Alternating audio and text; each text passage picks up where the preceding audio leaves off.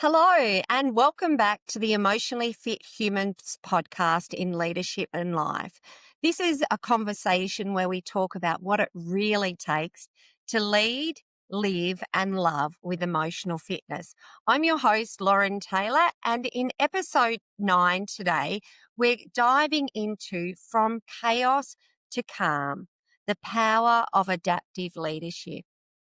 And this episode is an example of many of the experiences that I have experienced in both my business, in leadership, and in life itself of late, which is one of the many reasons why this episode is a few weeks late and how I am absolutely okay with that.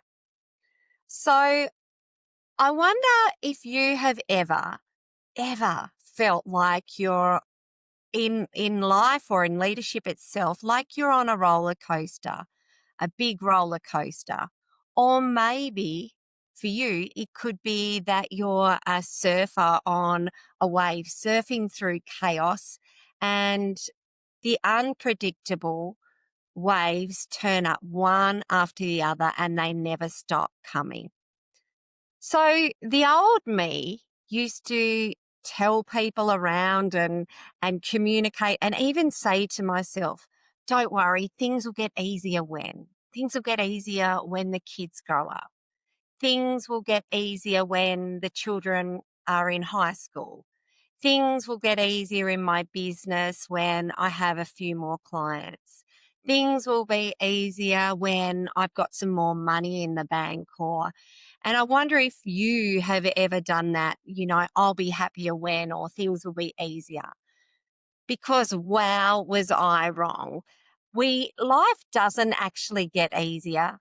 Leadership doesn't get calmer. We just get better as humans, better at being flexible, better at adapting, and better at staying grounded and present in the chaos. And that's what I've been experiencing of late. So more about that later. So today's conversation is about not how to control the waves or control the chaos. It's about how we learn to ride the chaos and the waves with confidence, calmness, and with emotional fitness. So there was a season in my life when I thought leadership meant stability, that if I could just work hard, if I could plan and have, everything organized and delegate with clear communication, that everything would feel smooth for me. But this smoothness never actually came. What came instead were more and more waves, more things that were out of control or not within my rigid ideas of the way things would be. Uncertainty and of change and of people just being people. And navigating change is challenging. And so, knowing that in businesses that we all as humans respond in different ways to these changes that are inevitable. So over time, I've learned something powerful. It's not the chaos that burns us out. It's the rigidity that we bring to it. That's why in emotionally fit leadership, control is something we learn to redefine. It's not about controlling everything around us. It's about learning to regulate ourselves. So next time you feel like things might be your world or your work or your life itself is spinning a bit, maybe ask yourself, am I am I gripping on tighter trying to control things? Am I being a bit rigid in my thinking or how I respond? Or maybe could I bring a little bit more curiosity? So let's start. Why do we crave that things could be easier or that things could be more stable in our lives? It's because our brains actually love predictability. Certainty feels safe for us as humans, and sometimes even controlling things might feel a little bit powerful, whether that's in leadership or your role at home in, being a mum or a father, or that controlling situations at home might feel powerful to you. But what happens when the world or even our team or our children don't follow our script of how we think things should be? We might resist change as humans. We might start getting into that control mode and over planning. And maybe even you've seen yourself end up micromanaging people around you. And we get ourselves into this emotional spin. Or could we check ourselves internally and tell ourselves maybe that things could be easier if I just approach them in a different manner? Sometimes we might even have, you may have seen memes around, or this soon shall pass, and I'll feel better when this period of time is over. But what if this is it? What if leadership and life itself is not about waiting for the storm to pass, but learning how to stand strong in the storm and in the rain and in the chaos? I know that the other night I was sitting at basketball training with my son, and I was preparing the podcast, and it was a windy afternoon, and I could see a line of trees at the sporting stadium just bending in the breeze. And this reminded me the fact that if those trees were really rigid and stiff, then maybe they'd break. And so how can we learn to go a bit with the flow? So here's the truth. Our capacity to lead isn't defined by how calm things are. If I walk into any company, I'm not assessing their ability of leadership by how calm things are. It's defined by actually how calm we are as humans when things aren't, how we turn up when there are stressful periods of time or things are out of our control, and how we handle that emotional state. Because that's the real mark of emotionally fit leadership, the ability to stay centered and present when everything around us is shifting. So I want you to actually visualize a surfer now, where the waves don't stop coming. They don't beg, a surfer's not out there going, please don't bring any more waves. They actually learn to adapt, and they study the waves. They adjust how they approach the waves. They know which ones to ride and which ones to let go. They fall off as a surfer, and maybe just over time, they stop fighting the chaos. They learn to go with the flow of the ocean. And, they're sitting out the back of a set of the waves, and they choose which ones that they're going to ride. Because that's what emotionally fit leaders do. They don't resist the unpredictable. They learn to dance with it. And teenagers are a great example of this. I've got 3 teenage boys at home, the ages of 14, 16, and 18. And I used to think that teenagers were just, a chaotic, and it would be an awful period of time as a mum, and challenging, and all of those types of negative connotations that I'd put with teenagers.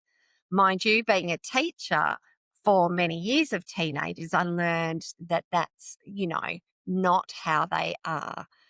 But really, they're just diversifying their energy, and they're exploring their own independence. So it's getting to know them. It's only chaos when we see it through the lens of wanting to control. I think about other ways that we might be rigid in our thinking. My sister just recently traveled and got some plane delays. How do you respond when you're traveling? And, it's a first world problem. You've got the ability to travel, you are traveling, and maybe being rigid in thinking, well, the plane has to be on time. How do you handle a detour on a highway or where there's roadworks? Or I think about my personal favourite of when the Wi-Fi drops out in the middle of a session, or a virtual, an online coaching session or a virtual meeting. And we might label these moments as chaos, but really, life is inviting us in these moments to practice flexibility. And that brings me to one of my favorite reminders. And it's not that life gets easier, it's just that we become better and we get better and we learn better ways of navigating chaos. Because when chaos is happening, we're in the middle of movement and motion, and emotions turn up, energy in motion. And the danger isn't in the chaos, it's when we actually get our energy in a rigid state or our thinking in a rigid state. And that's when we will break. So let me give you a simple example. And this is an example of where it showed up in my life at home recently. I love to, as a mum of the teenage boys and with my husband, we love to cook a Sunday roast. And recently, I got the meat all organised, had the timing right of vegetables and the gravy, everything all sorted. And then my son came to me and asked, could he go to the gym with his friends? And old me would have been, no way, in my old rigid thinking. But what I didn't realize, and he communicated with me in time, was that one of his mates' pet had passed away. And so I didn't try to control the situation like old me would have done. I would have said no. I would not have turned up with the empathy and compassion that I did in this situation.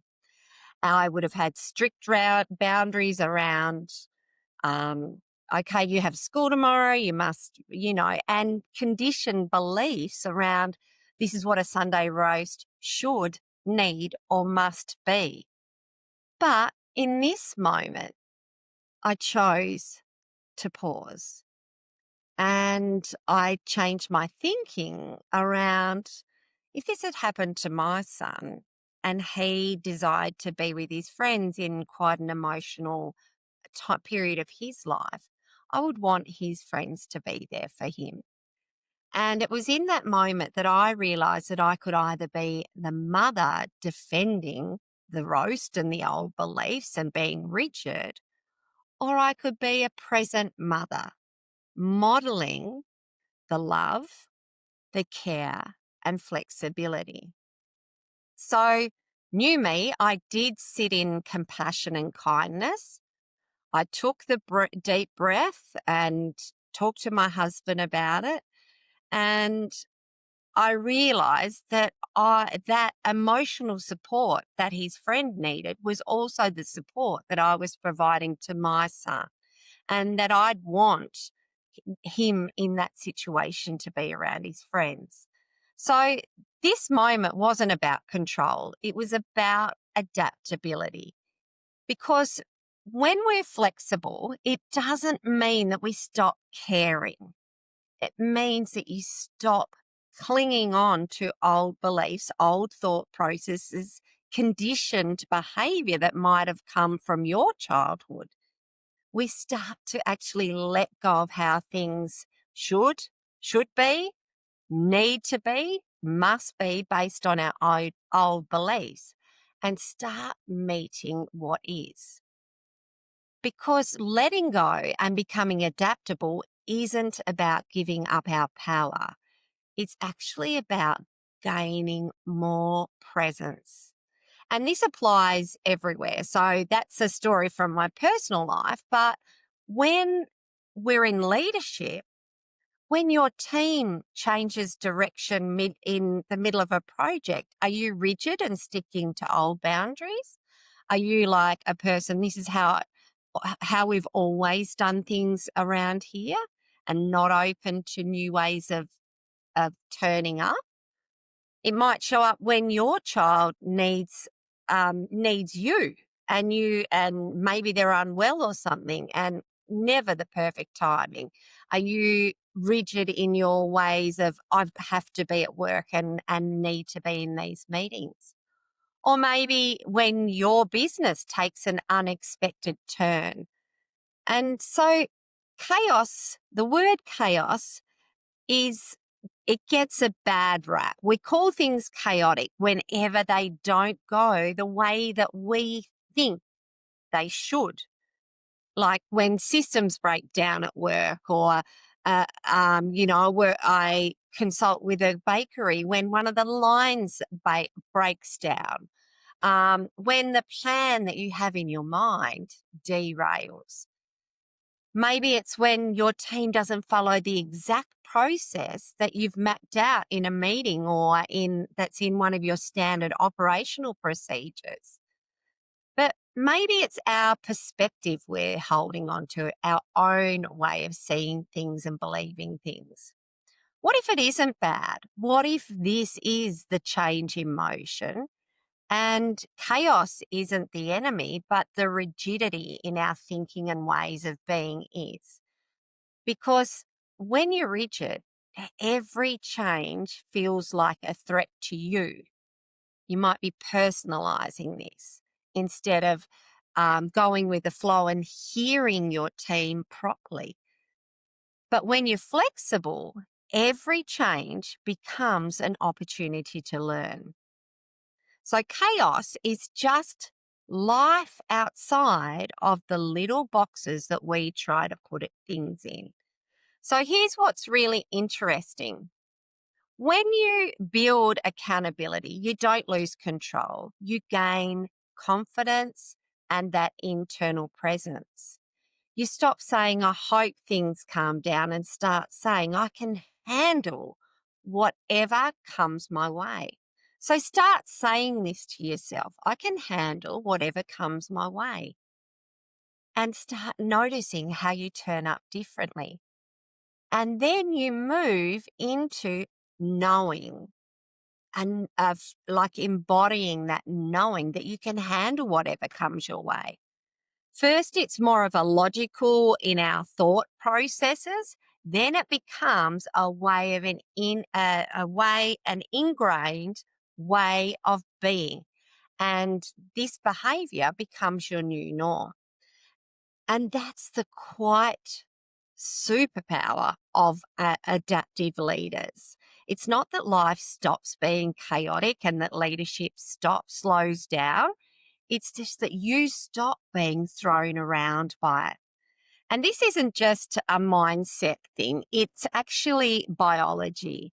Every time we face change, our brain releases stress hormones because it can't predict an outcome.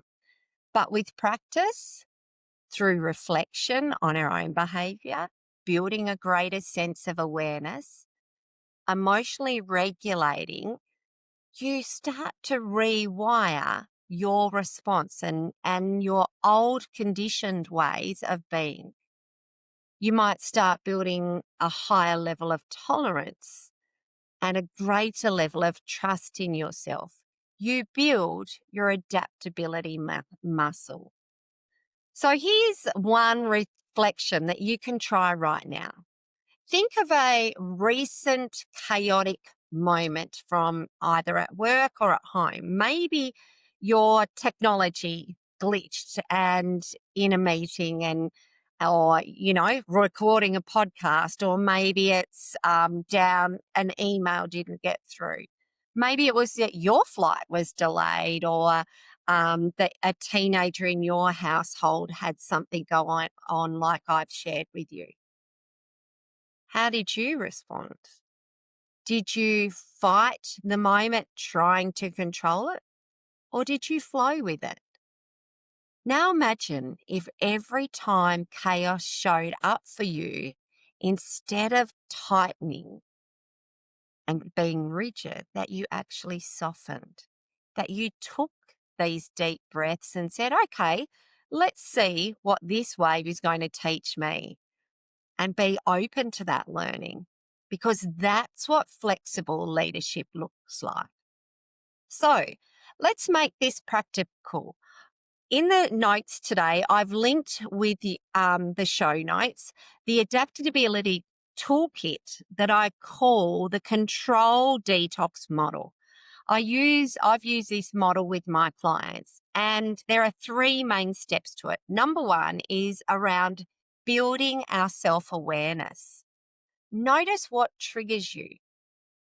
What kind of chaos makes you clench up and tighten and grip onto old beliefs? Is it people? Is it processes? Or is it the way things aren't happening on a certain timeline that you want them to happen?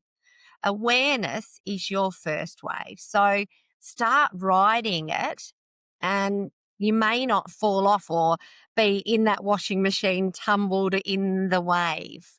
And you might, you know, find yourself breathing a little easier through it. So number two is around self-regulation. So out of our heads into our body, dropping into from head space to heart space, pausing before you react. Ask yourself, what's needed here in this moment? Is it control, or is it presence and confidence and connection? Because 90% of the time, it's the connection. So a great question here that I use to tap out of my headspace and into heart space. And I learned this a long time ago in my leadership coaching training, was what would love do right now? Love for self first. What would love do if you turned up like the best version of you, like you truly loved yourself? Love for others, and then love for the greater good and the greater outcome, the bigger outcome. So that's step two, self-regulation. Then step three in the control detox model is self-leadership. Where could you be choosing flexibility and adaptability rather than perfection? Leadership isn't about everything going right. It's about you staying inside yourself, centering your thoughts, your emotional response, and then aligning those actions from there with your core heart centered response. And here's a mini exercise that you can do this week. Next time something doesn't go to plan, pause and ask, what would adaptability do right now? How could I look at this differently? And then do that. You'll be amazed at how quickly your energy shifts when you actually stop resisting and stop fighting what's happening and start flowing and leading through the chaos. So now let's zoom out, because this isn't just about behavior, it's also about our energy. And I think of myself when I'm having a really good day that I'm plugged, it's like a PowerPoint adapter, and I'm plugged into a beautiful energy source leading from a heart-centered love space. And when we're plugged into our internal energy source, when we're calm, aligned, and connected to purpose, we naturally experience more flow externally. Or are you tapping into what others want of you more than what your soul, what is good for your soul? Doesn't mean we don't meet our external outcomes and desires, It's about tapping in internally and connecting to your own internal energy source that you can be best for yourself, best for others, and best for the greater good. So, on my macro view of leadership, when we experience life through three big areas, through our health, through our wealth and abundance, and through relationships, we actually become more grounded in what is our purpose.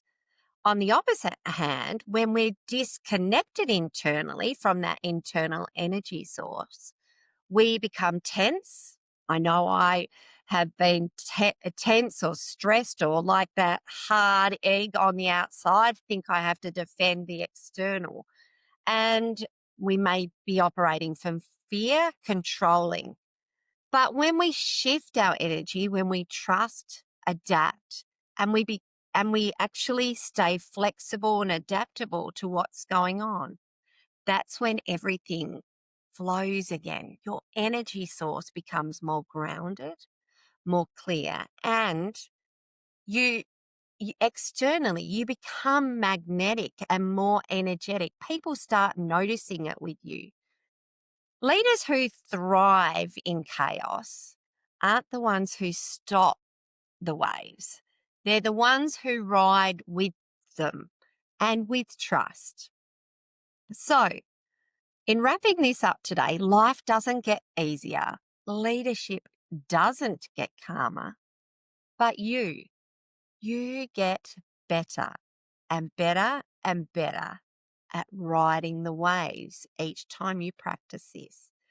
Better at leading through uncertainty, the inevitable challenges, the inevitable difficulties or situations that turn up.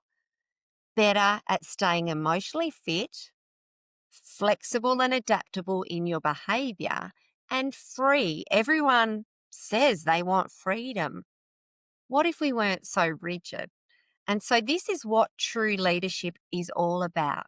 Not the absence of chaos, but the ability to stay centered and internally aligned within the chaos. So I'd love to hear your story. And if you would love to, I'd love to hear your story. And if you wouldn't take a minute just to put some comments wherever you're listening, that would be really appreciated. And tag me in it with a hashtag emotionally fit humans.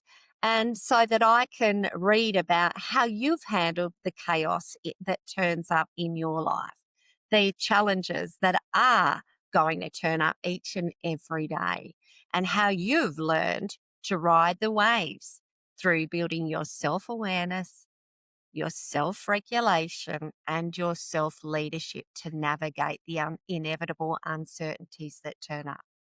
And remember, it's not about sitting back and waiting for calm waters. It's about becoming the kind of leader who can surf through every wave and be flexible and adaptable in the storms. Until next time, let's stay emotionally fit.